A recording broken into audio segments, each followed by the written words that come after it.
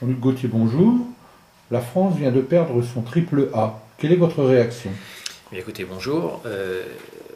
Je voudrais corriger votre question, puisque une des trois agences de notation qui interviennent auprès des différents pays et des différentes collectivités vient de déclasser la France d'un échelon.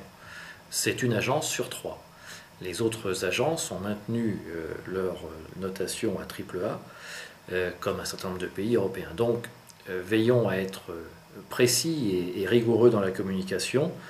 À partir du moment où une agence sur trois déclasse notre pays, cela ne veut pas dire que la France a perdu cette qualification de façon définitive, puisque une autre de ces agences de notation a annoncé qu'elle maintenait sa qualification triple A.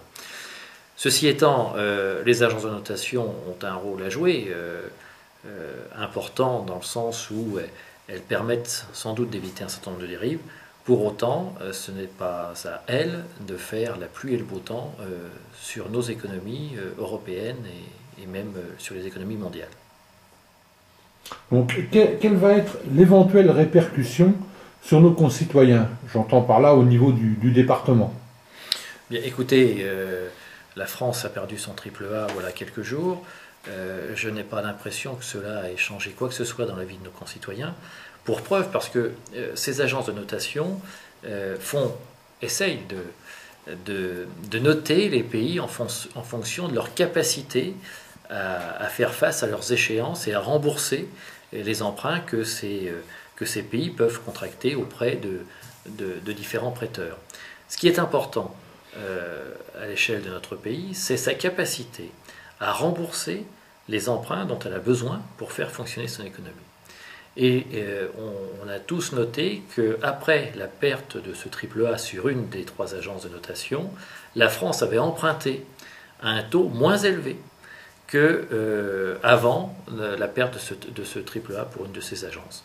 Ça veut donc bien dire que l'avis des agences est important, mais n'est pas fondamental dans la capacité donnée par les pays à rassurer les personnes ou les fonds de pension, les pays qui peuvent nous prêter de l'argent pour faire face au fonctionnement de nos économies.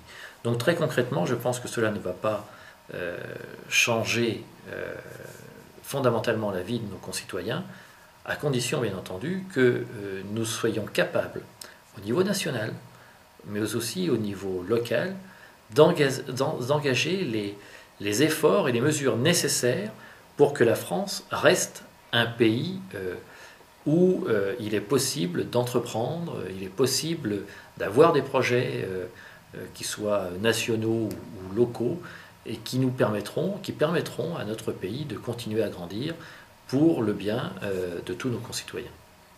Jean-Luc Gauthier, merci. Nous reviendrons vers vous à l'occasion sur le sujet si le besoin s'en fait ressentir. Avec plaisir. Et à bientôt. À bientôt.